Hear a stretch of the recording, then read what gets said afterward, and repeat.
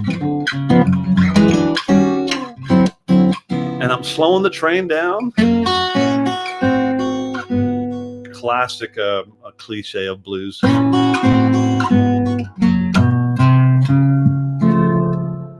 That chord says we're about to go somewhere else, and you can't rest on a chord like that. That's waiting. You know the principle of tension and release. Amen is a classic example of amen. You can't stop on the or shave and a haircut.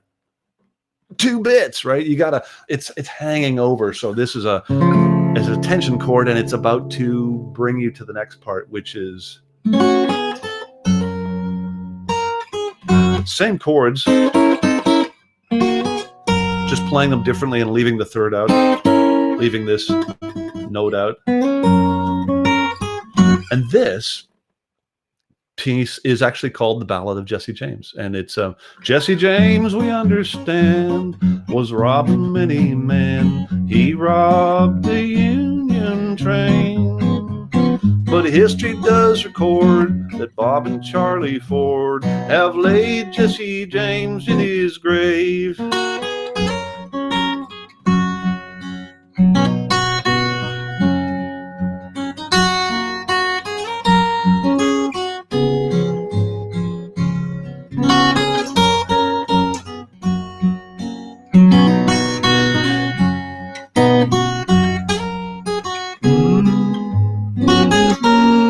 Poor Jesse, laid Jesse James in his grave. And this is where I go into like that last part is almost like when you're hearing the whole instrumental, you're like, oh, come on, man.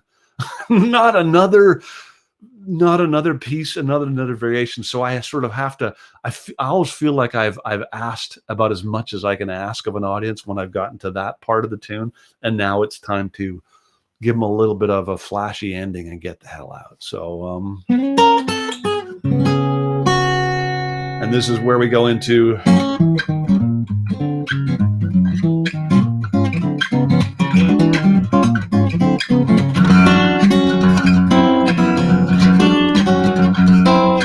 pedaling on the lowy.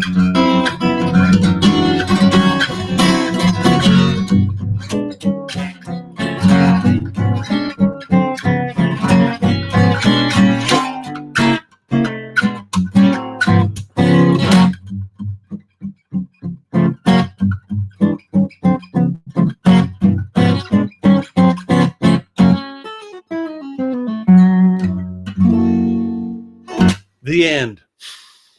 So tension and release, if that's what you want to know what's going on, that's what a lot of it is, tension release. And oh my God, we're at an hour and 15 minutes. So that's probably enough. Thanks for listening. I will post the actual full lyrics and with the extra verse in case you want to get your hands on it. As usual, any questions? Let me have a quick look. Every time I see, I do love playing music, so thanks. I'm glad it comes across, Debbie. There is definitely a bluegrass, Django Ragheart. I don't know. You know, I one of my early loves was the Hot Club, so maybe there's an element of that. Leon Redbone. There's Leon Redbone was very, very lazy bone. Sleeping in the sun. How are you going to get your day's work done? Yeah, I can go there. I definitely can go there. I also used to know how to yodel. Yeah, I did actually go to jazz school to learn, but I can't. I mean, I can read music like C spot run level. I can't read chord charts really. Can't read tab to save my life. And any of those tabs that are on my website were done by Jason Fowler, who's an incredible musician, and he transcribed. So yeah, I've had the experience of having a piece like this transcribed and put in front of me as music. And if somebody didn't tell me what it was, I'd say, I can't play that. I don't know what that is. So yeah, I kind of am musically illiterate. It's weird. You've never seen me in a polka dot shirt before. That's pretty funny. You are glove. So Thanks for listening. Am I missing? Is there anything I'm missing? Any question? Oh, hello from Michael Cote, Michelle Cote. Thank you for coming. I think I got it all. I think I got all your questions. Oh yeah, standard tuning. You know how I go on and on about drop D? This one's in standard. And probably nowadays, if I was going to try and work on a piece like that, it would be in drop D, and I would be doing a whole different fingering. But so much of this is pedaling that low E note, and then A. So yeah, it's still making use of all 6 strings, but it's in standard tuning. Okay. Thanks, folks. There will be another Under the Hood coming down the pike at some point soon. Please give some thoughts to that Patreon site. I am interested in your input. I'm interested in trying to figure out how I can avoid working at Long and McQuaid. Much as I love Long and McQuaid, I think I'd be a shitty salesman.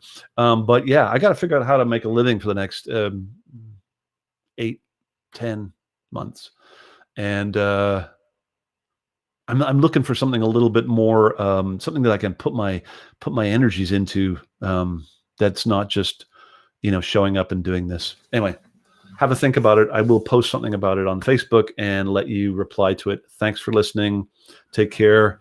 Keep washing your hands, and be nice to yourselves. It's difficult sometimes.